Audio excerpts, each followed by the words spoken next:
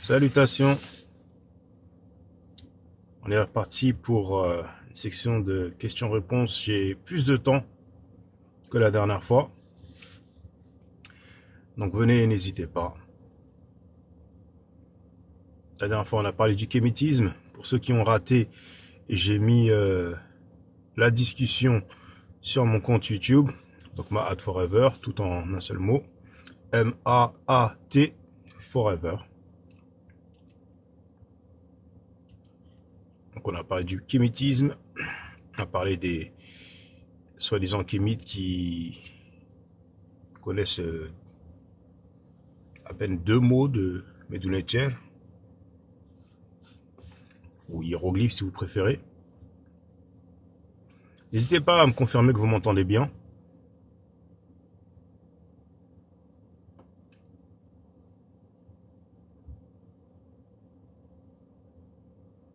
Et dernièrement, avant que j'aille bosser,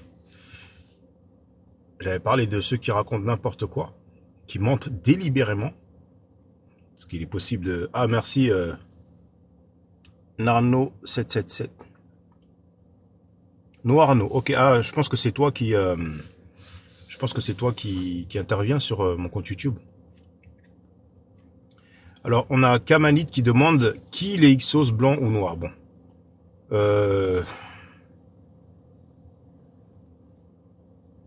Oui. Noirno confirme que c'est bien lui. Bon, je pense que Kamanit veut demander est-ce que les Ixos étaient blancs ou noirs. En tout cas, bah, il n'était pas noir, c'était les Asiatiques, des Hamous.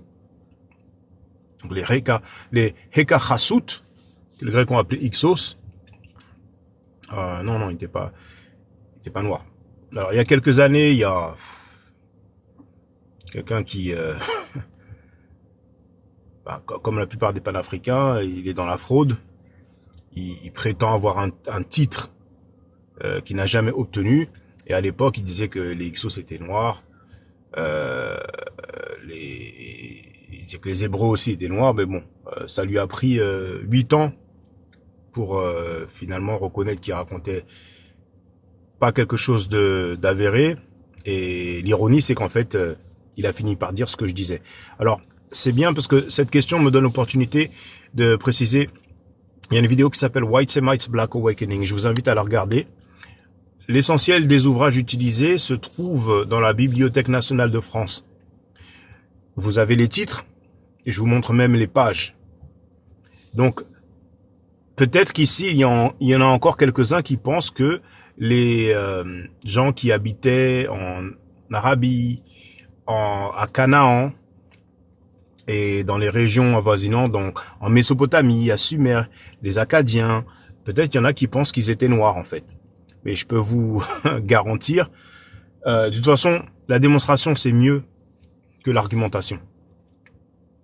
Mais vous pouvez constater par vous-même, en allant dans les musées, ou en regardant cette vidéo, en restant dans le confort de votre domicile, que les personnes qui habitaient ces régions n'étaient pas noires, c'était des caucasiens, ou des blancs si vous préférez. Après, bon, vous avez des gens qui vous font des freestyles de nos jours, certains avec des dessins, d'autres avec de l'acrobatie linguistique, et il y en a pas mal aussi qui font des généalogies abrahamiques en fait, avec des livres de théologie, mais c'est pas de l'histoire. Alors, Noirno a écrit, oui, malheureusement, le professeur Couvi, bien que éloquent et ayant une certaine connaissance, ment. Oui, bien sûr, il ment. Il ment, c'est clair, il le sait, les gens intelligents le savent. Voilà. Ce qu'il a montré, c'est un dessin qui vient d'une littérature des Nubians. Donc, et de toute façon, mais ça vous montre à quel point les panafricains n'ont pas de jugeote. Alors, il vous montre une exclusivité. Un soi-disant portrait du prophète Mohammed fait avec les témoignages de l'époque. Personne d'autre dans l'histoire de l'humanité n'a entendu parler de ça. Les seuls portraits, ou représentations d'ailleurs, Les seules représentations, c'est mieux de dire ça que de dire portrait. Les seules représentations qu'on connaît, ça vient des Perses. Parce que eux, pendant longtemps, enfin, durant à une période, à une certaine période, c'était quasiment les seuls à montrer des images, des peintures représentant Mohamed, donc avec son visage. Vous voyez ce que je veux dire? Mais à part ça, dans le monde islamique, en fait, ça n'existe pas. Maintenant, quelqu'un vous montre une représentation ou une iconographie, parce qu'il y a des gens, vous leur sortez 2-3 mots soutenus, ils sont emballés en fait. Ça vient d'où? Cette image vient d'où? Elle est dans un musée? Elle est dans une université? Aucune source, aucune référence. Et ça, il n'est pas le seul, mais il y en a plein qui vous montrent des choses ou vous affirment des choses sans aucune source, sans aucune référence. Vous voyez ce que je veux dire? Et pour ceux qui ne savent pas de quoi je parle, la vidéo s'appelle Professeur Gomez, Histoire ou Science-Fiction. C'est disponible sur YouTube. Vous pouvez aussi la trouver sous l'autre titre, Plaisantin panafricain, au pluriel. Et Noir a écrit La méthode nous manque. Oui, la méthode, c'est le minimum, quoi. C'est le minimum. Mais bon, après, les panafricains, ça vole pas haut. Ça n'a jamais volé haut, d'ailleurs. Et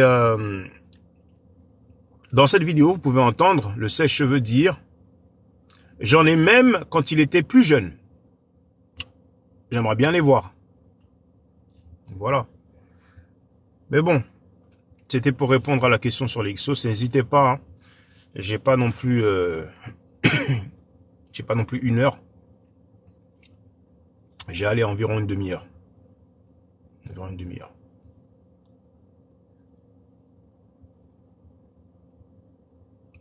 Les Africains font tellement pitié, c'est du copinage.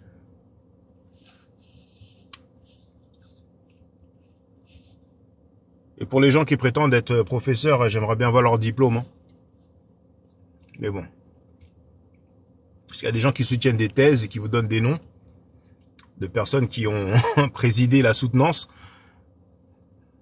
Et ça relève plus de la fantaisie que d'autre chose. Alors Noirno demande, alors les hiéroglyphes traduits ou pas? Bien sûr que oui, traduits. Alors j'espère que, est-ce que dans le milieu francophone, il y a des gens qui disent que c'est pas traduit? Parce que c'était un peu une petite mode pendant une certaine période aux USA. Est-ce qu'il y a des gens qui disent que c'est pas traduit? Toi, personnellement, Noirno, même si t'es pas d'accord, c'est pas grave, hein, tu peux avoir un avis différent. Tu penses que c'est pas traduit? Ou déchiffré?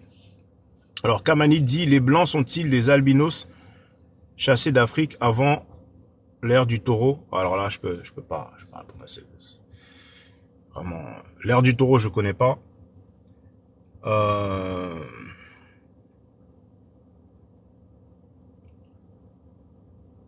C'est délicat. Hein.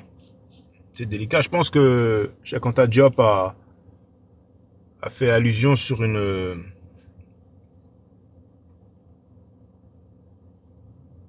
potentielle hypothèse sur la venue des Caucasiens, mais bon, c'est très délicat. Alors Noirno dit, oui, chez certains Shabazz, moi je suis d'accord. Tu es d'accord, c'est pas déchiffré, c'est ça? Bon, les Shabazz, franchement, est-ce qu'on peut les prendre au sérieux? À l'heure d'aujourd'hui, est-ce qu'on peut les prendre au sérieux? Vous les avez entendus dire que le prophète Mohammed avait des dreadlocks.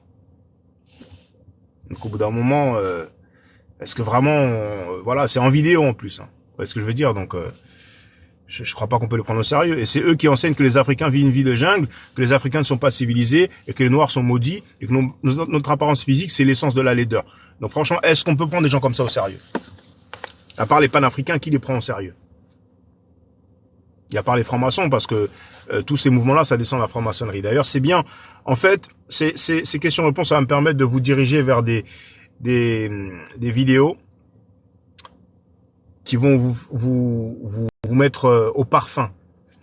Il y a une vidéo qui s'appelle, alors c'est quel nom j'ai donné en français? Bon, pour les anglophones, c'est Deception of Asiatic Black Men. Mais plus tard, je l'ai traduit. Quel titre je l'avais donné? Je crois que c'est franc-maçon panafricaniste. Vous pouvez voir que la plupart des mouvements là de panafricains, de Asiatic Black Man, de Shabbat, ça descend de la franc-maçonnerie en fait.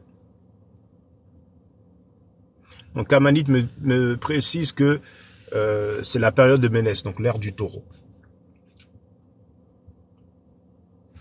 Alors si je remonte, la question c'était quoi? Chassé d'Afrique avant le... Moi je pense pas qu'ils auraient été chassés d'Afrique avant la période de Ménès, puisque ils sont fait chasser, ou ils ont été conquis, ils ont été justement à l'époque de Ménès ou Narmer.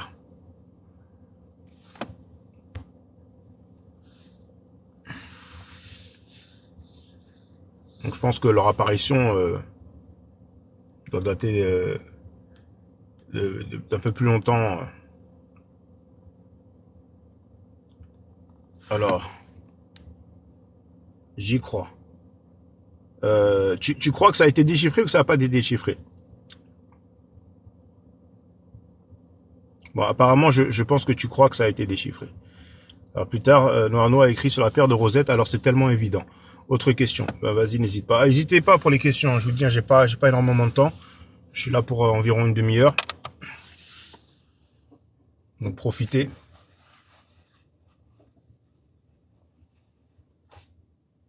C'est incroyable, hein. Il y a des gens qui se prétendent noirs et fiers et qui défendent des organisations qui enseignent que les Africains vivent une vie de jungle, que les Africains ne sont pas civilisés, que les Noirs sont maudits. Et que notre phénotype, c'est l'essence de la laideur. Faut vraiment être cassos. Vraiment être cassos. Après, ils vont faire des conférences, ils vont s'applaudir et vous dire on va aller de l'avant, on va avancer, etc. Mais ils sont même pas fichus de dire je suis pas d'accord avec ces enseignements. Alors que normalement, ils devraient les critiquer et les condamner, mais ils sont même pas fichus de dire je suis pas d'accord. Et c'est ça vos leaders. Enfin. Ok, oui, Noirno, oui, il est d'accord, ça a été déchiffré, pas de problème. Pas de problème. Vous savez, j'ai des vidéos de discussion avec les personnes qui prétendent que ça n'a pas été déchiffré. Donc on parle des hiéroglyphes, hein, des Medunetcher. Et leurs arguments, c'est à mourir de rire, en fait. Leur argument, c'est à mourir de rire. Par exemple, ils vous disent, ben, on n'était pas là à l'époque, donc on ne sait pas ce qu'ils voulaient dire quand ils sont venus avec ces symboles-là. Comme si on était là quand le grec et le latin, quand les symboles du grec et du latin ont été inventés. Alors, ta question, c'est-à-dire, hein, c'est une inversion, non? Qu'est-ce que tu veux dire, en fait?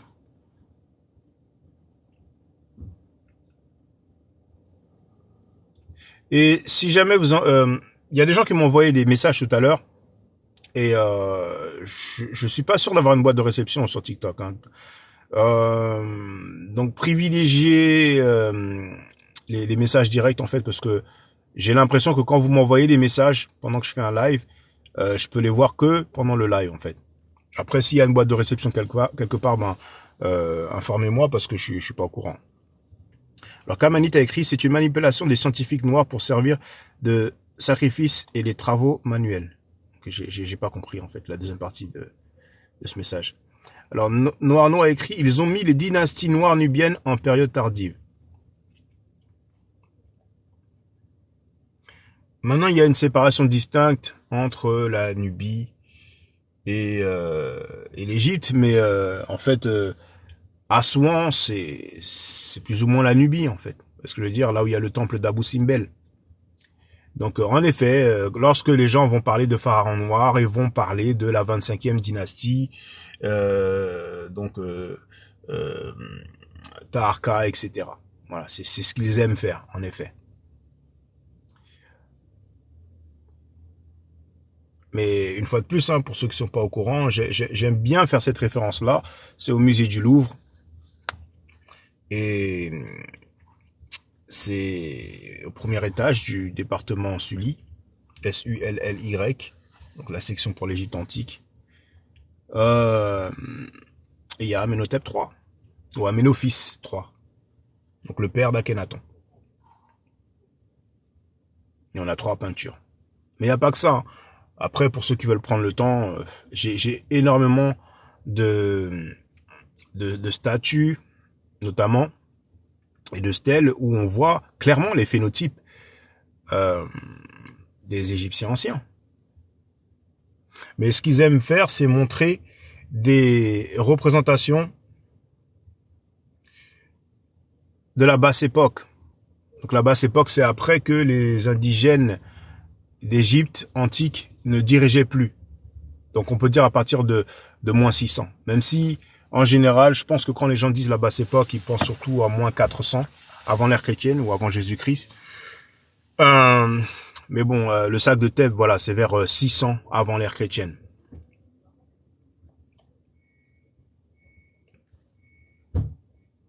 Donc ils aiment en effet montrer les Grecs, les Ptolémées. La dynastie des Ptolémées, et puis après, plus tard, il y a eu les Romains.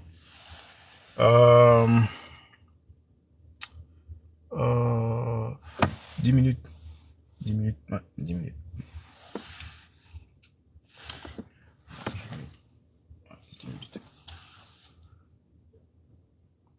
Alors,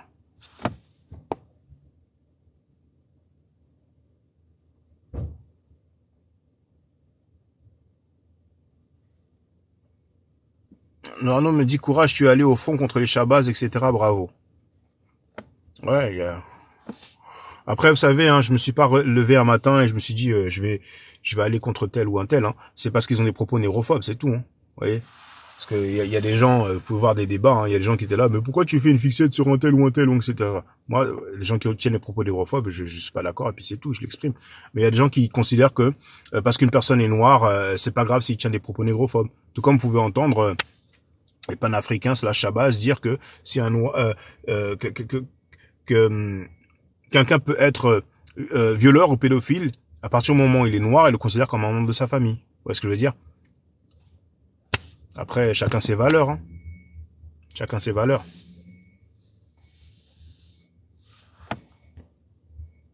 Kamanit écrit Akhenaton est celui qui a donné la Kabbale et l'écriture hébreu au locoderme. Ah, Kamanit, je me demande si tu fais un peu d'humour là, mais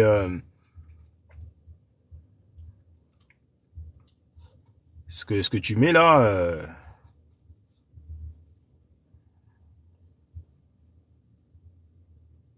Alors déjà, la Kabbale, ça c'est, je sais même pas si ça existait à l'époque d'Akhenaton. Maintenant, l'écriture hébreu, je sais même pas si ça existait non plus à la période d'Akhenaton. Et les locodermes existaient bien avant. Je vois pas trop le, je comprends pas trop le propos en fait. Enfin, la question c'est, elle est étrange pour moi la question. Est-ce que quelqu'un t'a dit ça? Est-ce que tu as lu ça quelque part? Parce que connaissant les panafricains, leurs renseignements, on entend des choses, c'est à tomber par terre en fait.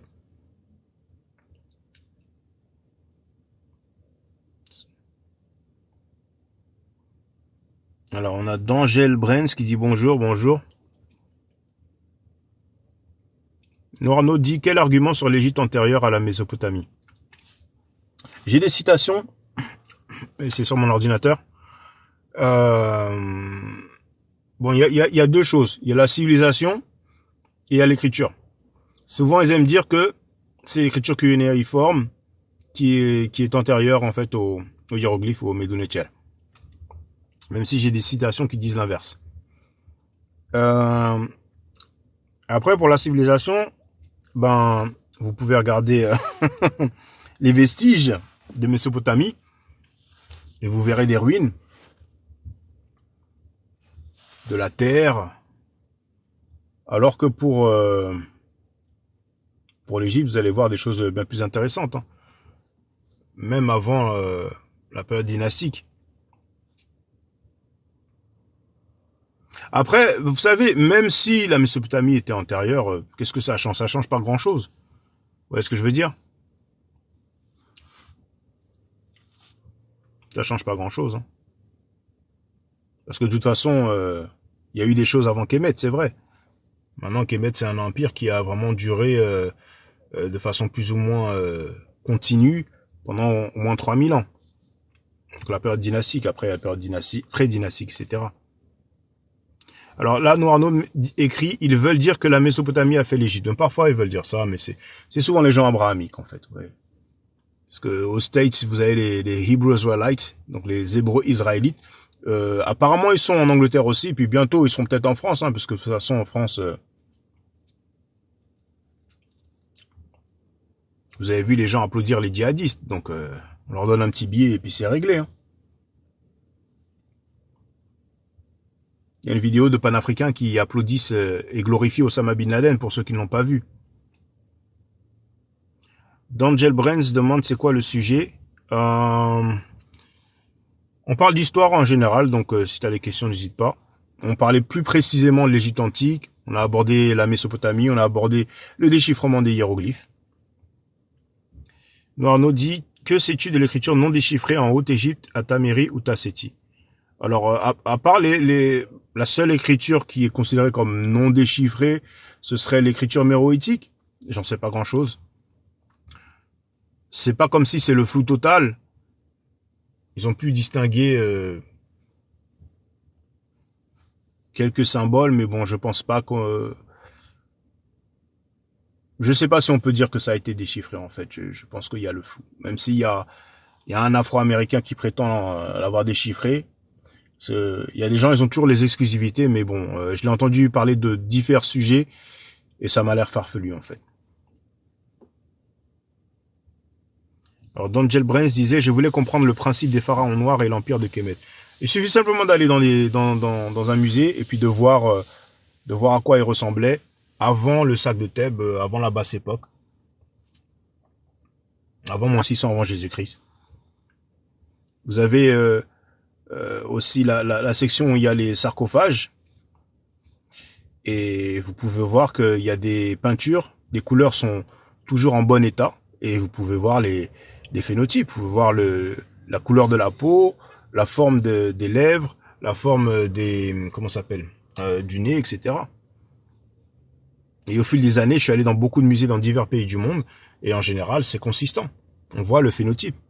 Mais une fois de plus, ce qu'on aime montrer aux gens, c'est les représentations des envahisseurs, en fait, de la dynastie des Ptolémées. On vous montre quand les Romains dirigeaient.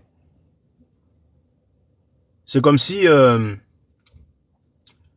on a un aborigène d'Australie, et moi je dis non, c'est pas un Australien il ressemble pas à ça. Regardez les dirigeants de l'Australie, regardez le premier ministre de l'Australie, etc., etc. Avant qu'ils envahissent, la population ressemblait pas à ça. C'est pareil pour l'Amérique. Il y a les natifs américains, voilà. C'est pas plus compliqué que ça. Bon, il n'y a pas beaucoup de participation. Je vais mettre un terme maintenant. Noirno dit, que disent les kémites de leurs ancêtres? Des fois, j'hésite à donner des noms, mais je vous invite à aller sur mon site, afrostali.com, afrostyly.com.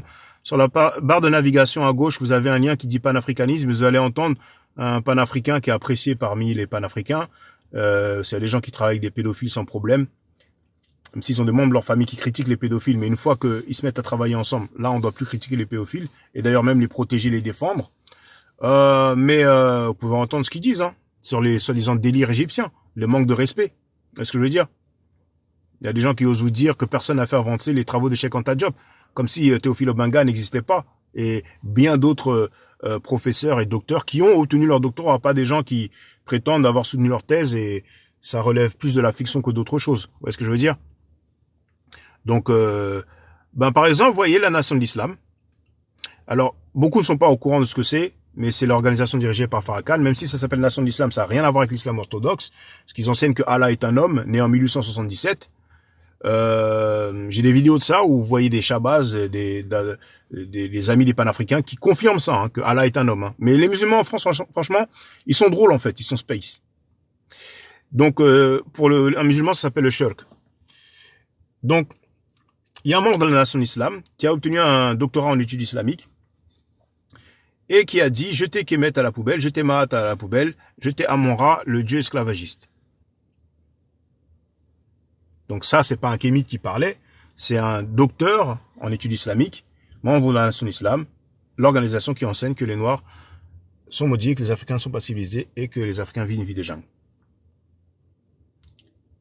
Donc je vous ai donné une citation de quelqu'un qui n'est pas kémite, qui d'ailleurs crache sur les kémites et leur manque de respect depuis des années, et d'une autre personne qui est d'ascendance asiatique black man. Merci d'être là et puis bon, je vais peut-être remettre ça ce soir.